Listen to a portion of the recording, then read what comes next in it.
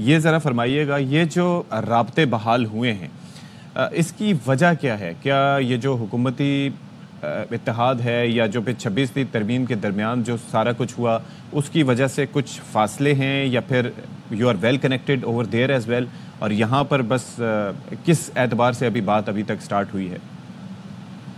دیکھیے، ہم روایتی لوگ ہیں، کوئی ہمارے پاس آنا چاہے تو ہم اس کو ویلکم کرتے ہیں۔ اوکے، یہ کافی عرصے تک رابطے اس طرح سے ایکٹیو نہیں تھے۔ گو کے درمیان میں بات چیت ہوتی رہی، مختلف پیغامات آتے رہے مختلف دوستوں کے ذریعے جو پی ٹی آئی سے تعلق رکھتے تھے، مگر وہ کبھی بھی بات میں چور نہیں ہوئی، اور تھوڑی سی بات چلتی تھی پھر اس کے بعد پھر ڈراپ ہو جاتی تھی۔ تو اب ایک وفد آیا تھا، اور وفد کو مولانا صاحب نے، ہم نے سب نے مل کے ویلکم کیا اور ان کی باتیں سنی ہیں۔ 3 بنیادی باتیں تھیں ان کی۔ وہ ایک مذاکرات کے حوالے سے ہمیں اعتماد میں لینا چاہتے تھے، الیکشن کمیشن میں نامینیشنز کا معاملہ ہے اس میں مل جل کے چلنے کی ان کی خواہش تھی، اور اس کے علاوہ ملک بھر میں جو ہے وہ چاہتے ہیں کہ دستور کے حوالے سے قوانین کو جس طرح سے پامال کیا جا رہا ہے اس حوالے سے مل جل کے کوئی اسٹریٹجی بنائیں۔ تو پہلی بات تو صرف ان کے بتانے کی تھی مذاکرات کے حوالے سے۔ دوسری، الیکشن کمیشن کے حوالے سے ہم ان کو کہا کہ آپ کوئی نام سوچیں اپنے طور پر، ہم بھی سوچتے ہیں اور پھر دیکھتے ہیں کہ آگے بڑھ کے کیا کر سکتے ہیں۔ مگر اصل مسئلہ یہاں تو الیکشن کمیشن کا نہیں ہے، ان طاقتور حلقوں کا ہے جو الیکشن کو رگ کرتے ہیں یا جو معاملات کو اپنے ہاتھ میں لے لیتے ہیں۔ اور تیسری بات کے حوالے سے ہم ان کو کہا کہ یہ سیاستدان جن کے اعلی کار بنتے ہیں، ظاہر ہے ہم سب اس میں جو ہے نا وہ پھر استعمال ہو جاتے ہیں۔ تو تیسری بات ہم نے کہا کہ دستور کے حوالے سے جدوجہد کی بات کی ہے، یہ معاملہ ہم پارٹی کے سامنے رکھیں گے، اور پارٹی پر جس طرح سے وہ بات کو آگے لے کے چلے۔ تلخیوں کی بات تھی، تلخیوں کو جو ہے وہ امیجیٹ جو ہے وہ ایک ہاٹ لائن آپ کہہ لیں وہ ہم نے اسٹیبلش کر لی ہے۔ اس طرف سے اسد کیسر صاحب ہوں گے، اس طرف سے میں ہوں گا، کوئی امیجیٹ معاملہ ہوگا تو آپس میں رابطے کر لیں گے اور معاملات کو کیا سامنے لائیں گے۔ اچھا، یہ ذرا بتائیے گا، یہ جو مذاکراتی عمل تھا 26ویں ترمیم کا میں ابھی تذکرہ کر رہا تھا، تو ہماری میموریز جو ہیں وہ ظاہر ہے کہ ابھی اتنی فیڈ نہیں ہوئی، تو مولانا صاحب was the most important person for every party, صرف اپوزیشن نہیں بلکہ حکومتی اتحاد کی بھی، اور جو ملاقاتیں اور رابطے اور جتنا امپورٹنٹ اس وقت مولانا صاحب کا سٹیٹس تھا، بعد میں وہ رابطے نہیں رہے۔ یہ جو مذاکراتی سارا عمل تھا، اس میں کیا حکومت کی جانب سے آپ کے ساتھ کیا رابطے رہے؟ کیونکہ اس کے اندر تو کہا یہ جا رہا تھا کہ اس میں پارلیمان کی نمائندگی ہے اس کمیٹی میں، تو آپ لوگ آن بورڈ تھے اس میں؟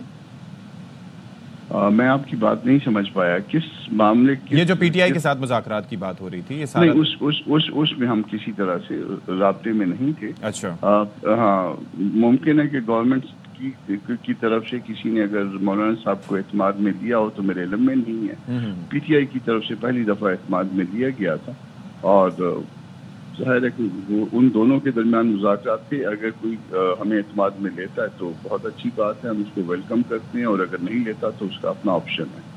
تو پہلی دفعہ کم از کم پی ٹی آئی کے پارٹ سے پہلی دفعہ جو ہے نا یہ ہمیں اعتماد میں لیا۔ All right. اچھا، اور یہ جو تلخیوں کی آپ نے بات کی ہے کہ جی اس کے اندر ایک ہاٹ لائن کا قیام عمل میں لایا گیا ہے کہ تلخیاں نہ ہو، لیکن آپ کو لگتا ہے کہ کوئی بھی بیان بازی، مثال کے طور پر علی امین گنڈا پور صاحب کی بات کی جائے، وہ جس طرز کی بیان بازی کرتے ہیں مولانا صاحب سے متعلق یا آپ کی جماعت سے متعلق، تو کیا ایسا آپ کی جماعت میں ایسا ہو سکتا ہے کہ مولانا صاحب نہ چاہیں اور آپ لوگ اس طریقے سے کسی دوسری جماعت کے بارے میں بیان بازی کریں، اور بیان بازی بھی ایک مطلب ایک حد تک ہو؟ یہ تو حد سے بھی آگے گزرنے کی باتیں ہوتی ہیں، تو آپ کا اور مولانا صاحب کا موقف اس پہ ہے کیا بیسکلی؟ ہم بہت ڈسپلن لوگ ہیں۔ اب میں جو کچھ بھی ہوں مگر مولانا کی مرضی کے بغیر جو ہے میں ایک لفظ آگے نہیں بڑھتا، ایک قدم آگے نہیں بڑھتا۔ مگر پی ٹی آئی میں شاید جو ہے نا یہ لیڈرشپ کی عدم موجودگی کی وجہ سے یا کوئی دیگر کاز ہو سکتا ہے، ایسا نہیں ہے جو میری فیلنگ ہے، ممکن ہے غلط ہو۔ تو وہ ایک ڈسپلن اور دوسرا جو ہے نا وہ کم ڈسپلن جو ہے نا ان کے درمیان جو ہے نا وہ آپ موازنہ کر رہے ہیں۔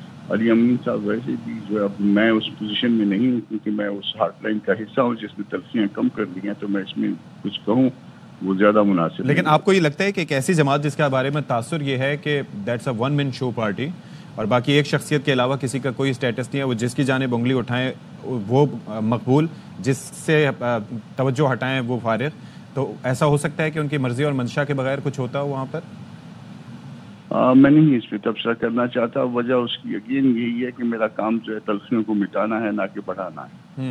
ٹھیک ہے. اچھا اب ذرا یہ ہے کہ ظاہر ہے کوئی نظریاتی اتحاد تو آپ لوگوں کا ہے نہیں، اور ڈفرینسز بھی ہیں، ویسے بھی اختلافات رہے ہیں، تو یہاں پر جو مذاکرات بڑھیں گے تو وہ کچھ دو اور کچھ لوگوں کی بنیاد پر ہی موسٹلی ہم نے دیکھا ہے کہ ایسا ہوتا ہے.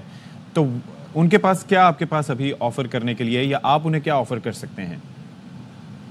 دیکھیے ہمارے پاس تو آفر کرنے کے لیے کچھ نہیں ہے. ہم اپوزیشن میں بیٹھے ہیں، اور اپوزیشن میں ہم بڑی تھوڑی تعداد میں، یعنی 8 قومی اسمبلی میں اور 5 جو ہے سینٹ میں بیٹھے ہیں. ہمارے پاس تو ایسا ہے کہ ہمیں اپوزیشن میں نہ کوئی اعتماد میں لیتا ہے. جب انہوں نے اپنے جب کوئی نامینیشن دینی ہوتی ہے، اور گورنمنٹ سے تو ہم کو کہہ نہیں سکتے، نہ ہمارا کوئی گلہ ہے. اگر ہم گورنمنٹ کا حصہ ہوتے تو یقیناً کہ ہمارا گلہ شکوہ ہوتا. تو اب یہ پہلی دفعہ ہوا ہے جب سے یہ اسمبلی وجود میں آئی ہے 8 فروری کے بعد، کہ پہلی دفعہ جو ہے الیکشن کمیشن کے معاملے میں ہمیں کہا گیا ہے اپوزیشن کی دوسری جماعت کی طرف سے کہ آئیے مل جل کے چلتے ہیں اب اس الیکشن کمیشن کے معاملے پہ. تو ہم اس کو ویلکم کرتے ہیں. یہ اچھی بات ہے. یہ بہت پہلے ہو جانا چاہیے تھا. ایون دونوں پارلیمان کے دونوں حصوں میں جو ہے وہ ایک متحدہ پوزیشن کا قیام بہت پہلے ہو جانا چاہیے تھا. نہیں ہو سکا. اس کی وجہ مجھے نہیں پتا، مگر اگر کوئی چیز ہو جائے، بالآخر ہو جائے، دیر سے بھلے ہو جائے، مگر اس کو اپریشیٹ کرنا. لیکن ایک ہسٹری رہی ہے مختلف سیاسی جماعتوں کی کہ اگر بھلے وہ پروٹیسٹ کا معاملہ ہو یا باقی معاملات ہوں، تو اپنا مطلب یا مقصد نکلنے کے بعد اکثر ہم نے دیکھا کہ جے یو آئی کو درمیان میں منجھدار میں چھوڑ دیا جاتا ہے. تو اس بار کیا ایسا مختلف ہوگا، یا اس کی پیش بینی یا اس کی پیش بندی کیسے کریں گے آپ لوگ؟ دیکھیے ہم نے بہت کچھ سیکھا ہے، اور ہم انسان ہر روز کچھ نہ کچھ سیکھتے ہیں. ہم نے اس جو پروٹیسٹ تھا اس کے بعد بھی جو ہے ہم نے اس سیاسی عمل کے ذریعے جو ہے بہت کچھ سیکھا ہے. وہ کہ ہم نے اپنی طاقت بھی اسٹیبلش کی ہے، ہم نے اپنی طاقت کو بھی منوایا ہے. مگر اس کے علاوہ جو ہے نا وہ ہم نے کچھ سیکھا بھی ہے. وہ دیکھیے کہ جو ہمارے ساتھ تھے، جن کے مولانا سربراہ تھے،